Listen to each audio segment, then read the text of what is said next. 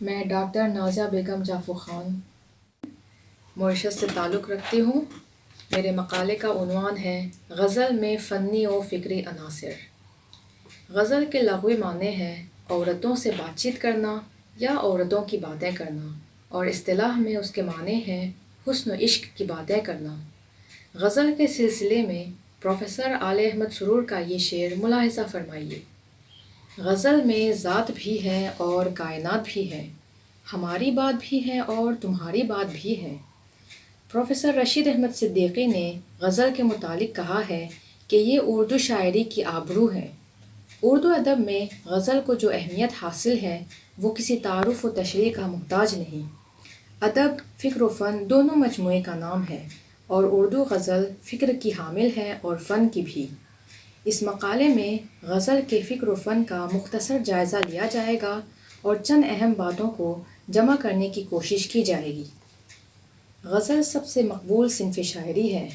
اس میں حسن و عشق، تصوف، اخلاق، فلسفہ، تہذیب، تاریخ، سائنس، نفسیات، مذہب، پند و نصائح، فکر اور سیاسی و سماجی خیالات سے متعلق مضامین ہوتے ہیں، لیکن عام طور پر اس میں عشق و محبت کے واردات و کیفیات کا بیان ہوتا ہے۔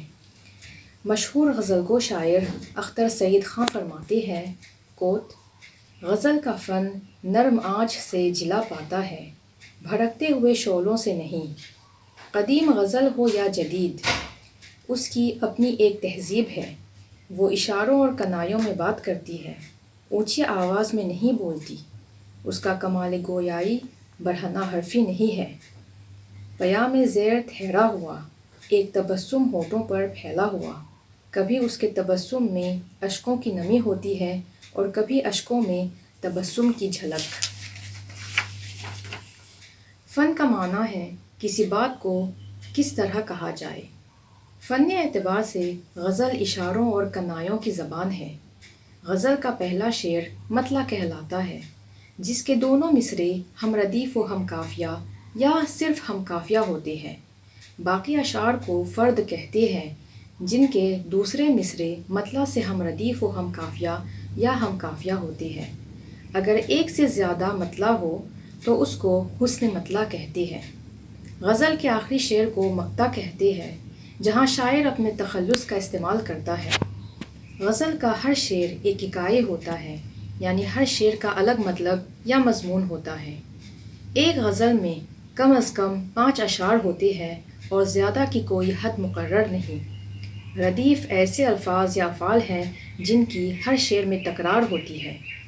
غیر مردف غزلیں بھی کہی جاتی ہیں۔ غزل کے تمام مصرعے ایک ہی وزن اور بحر میں ہوتے ہیں۔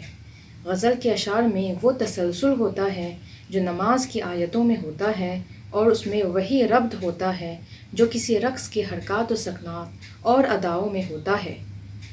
اردو شعر و ادب میں غزل کا درجہ ام الاسالیب کا ہے۔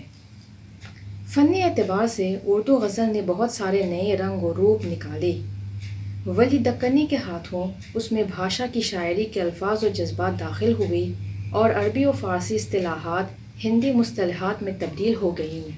مثلاً: اندوہ غم کی بات تیرے باج بن گئی، آواز میرے آہ کی تا گگن گئی۔ میر تقی میر اردو غزل میں اشارہ پیدا کرتے ہیں۔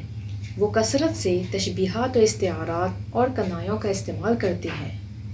ہستی اپنی حباب کسی ہے، یہ نمائش سراب کسی ہے۔ غالب کے یہاں بھی یہ صنعتیں اور اشارے بخوبی استعمال ہوئے ہیں۔ کوئی میرے دل سے پوچھے تیرے تیر نیم کش کو، یہ خلش کہاں سے ہوتی جو جگر کے پار ہوتا۔ بقول محمد حسن، غزل 2 مصرعوں میں ردیف قافیے کی پابندی کے ساتھ مخصوص علامتوں کے ذریعے واحد متکلم کے صیغے میں نتائج و تاثرات کا بیان ہے، اور نتائج و تاثرات کا براہ راست تعلق انسان کی اپنی فکر، اس کے تجربات اور احساسات و جذبات سے ہے۔ اس طرح غزل میں انفرادیت اور شخصی تجربات کو تو اہمیت حاصل ہے، لیکن بحیثیت صنف غزل کا اپنا ایک فکری مزاج بھی ہے۔ اس لیے کوئی شعر محض ردیف و قافیے کی پابندی، نتائج اور تاثرات کے بیان سے ہی غزل کا شعر نہیں بن سکتا، بلکہ غزل کے فکری مزاج سے بھی اس شعر کی مطابقت ضروری ہے۔ جب غزل کی تاریخ کا احاطہ کرتے ہیں تو پتہ چلتا ہے کہ عربی میں غزل نے کوئی مخصوص صنف سخن بن کر امتیازی صورت یا کوئی اصطلاحی شکل اختیار نہیں کی، بلکہ عرب میں غزل قصیدہ کا حصہ تھی۔ غزل کی ابتدا قصیدے کا جزو تشبیب سے ہوئی۔ غزل فارسی سے اردو میں آئی۔ فارسی کے بہت سے شعراء نے مل کر غزل کو بلندیوں تک پہنچایا۔ حالی کے مطابق شیخ سعدی سے پہلے غزل کا میلان زیادہ تر عشق مجازی کی طرف تھا۔ فارس میں غزل نے کافی مقبولیت حاصل کر لی تھی۔ ایران، ترکستان اور ہندوستان میں غزل گویوں کی تعداد بڑھتی گئی۔ اس کے بعد غزل نے جدید خیالات سے متاثر ہو کر اپنا مزاج بھی قدیم انداز سخن سے کچھ ہٹ کر بنانا شروع کر دیا۔ فلسفہ اور عرفانیات کو تغزل میں شامل کیا گیا۔ سیاسی و سماجی پس منظر کی جھلک بھی غزلوں میں نظر آنے لگی۔ شیخ سعدی سے پہلے غزل قصیدہ سے دبی ہوئی تھی۔ سعدی نے اپنے زور طبع سے غزل کو اتنا بلند کر دیا کہ اس نے قصیدہ کو دبا دیا۔ شعراء قصیدہ اور مثنوی ترک کر کے غزل میں طبع آزمائی کرنے لگے۔ نیز بہت سے خیالات، تراکیب اور تشبیہات جو خالص فارس سے علاقہ رکھتے تھے خود بخود اردو میں آ گئے۔ مثال کے طور پر نوروز کا جشن، جام جم وغیرہ۔ لہٰذا فکری اعتبار سے اردو غزل ایران سے ہے۔ دکن میں اس کی ابتدا ہوئی۔ صوفیاء کرام سے لے کر بادشاہوں تک سب نے اس کی سرپرستی قبول کی۔ ولی نے نہ صرف اس کو ایک نیا آہنگ دیا بلکہ ایک نئی لے، نیا لہجہ اور نئی آواز سے آشنا کیا۔ حاتم، فغاں اور مظہر کے بعد غزل کو اردو شاعری کا آبرو بنانے میں میر تقی میر، میر درد اور مرزا محمد رفیع سودا کا بڑا ہاتھ ہے۔ اس دور کے سب سے بڑے شاعر میر ہیں، جنہیں خدائے سخن کہا جاتا ہے۔ ان کی شاعری لطیف انسانی جذبات اور نازک احساسات کی شاعری ہے۔ ان کی آواز دکھے ہوئے دلوں کی صدا اور سرگزشتِ حیات ہے۔ ایک شعر ملاحظہ فرمائیے: ہم کو شاعر نہ کہو میر کے صاحب، ہم نے درد و غم کتنے کیے جمع کہ دیوان کیا۔ سودا کی غزلوں میں آہنگ اور بلند پروازی ہے۔ ان کی شاعری میں سوز و گداز کے علاوہ شوق و وصال کی تصویریں ملتی ہیں۔ کیفیت چشم اس کی مجھے یاد ہے سودا، ساغر کو میرے ہاتھ سے لینا کہ چلا میں۔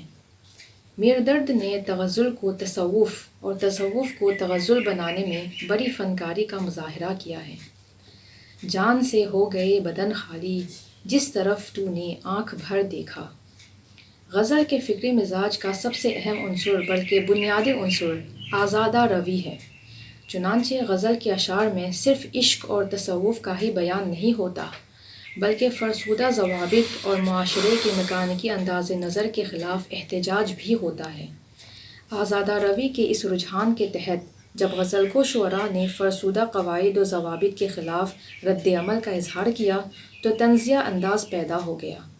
اس حوالے سے غالب کا یہ شعر ملاحظہ فرمائیے: تردامنی پہ شیخ ہماری نہ جائیو، دامن نچوڑ دیں تو فرشتے وضو کریں۔ بقول آل احمد سرور، غالب نے اردو شاعری کو سوچنا سکھایا۔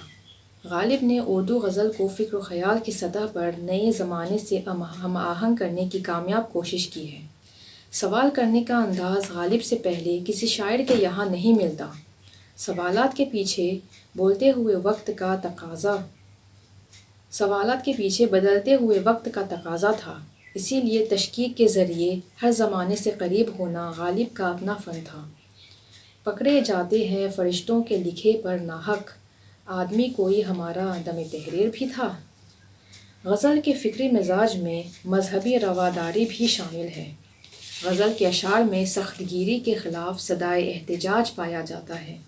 زندگی اور موت نیز اپنی ذات پر غور و فکر کا انداز بھی پایا جاتا ہے۔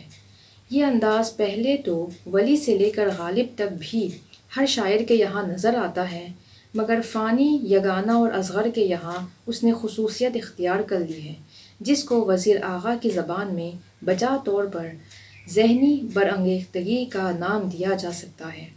فانی کے یہاں موت کا ایک بے پناہ خوف بار بار اپنی جھلک دکھلاتا ہے، اور جب فانی خود کو اس موت سے ہم آہنگ کرنے کی کوشش کرتے ہیں اور کفن، قبر وغیرہ کا ذکر کرتے ہیں تو گویا نفسیاتی طور پر خود کو موت کے خوف سے نجات دلانے کی کوشش کرتے ہیں۔ نہ ابتدا کی حسرت نہ انتہا معلوم، رہا یہ وہم کہ ہم رہیں سو وہ بھی معلوم۔ 20ویں صدی میں جب عالمگیر سیاسی اور سماجی بیداری عام ہوئی تو یہ خطرہ محسوس ہونے لگا کہ شاید غزل اس صورتحال کے مطابق خود کو ڈھال نہیں سکے گی، لیکن غزل کا مخصوص مزاج یہاں بھی آڑے آیا اور اس نے اپنے خاص رمزیہ انداز کے تحت ایک نئی اور تازہ تخلیقی جست کا مظاہرہ کیا۔ اس حوالے سے بطور خاص فیض کو پیش کیا جا سکتا ہے۔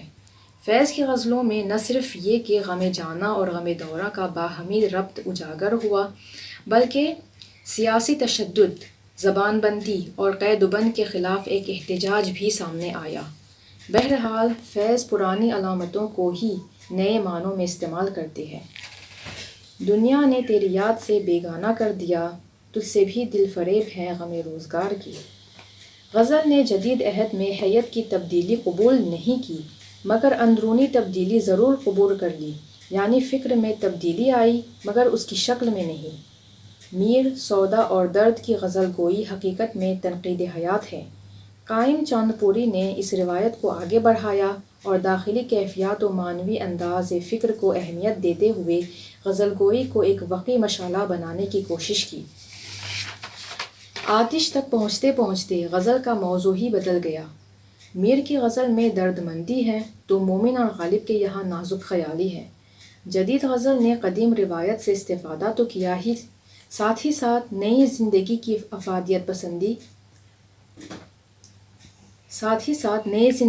افادیت پسند قدروں کو بھی اپنایا۔ چنانچہ لکھنوی شعراء کے یہاں آئینہ بندی ہے۔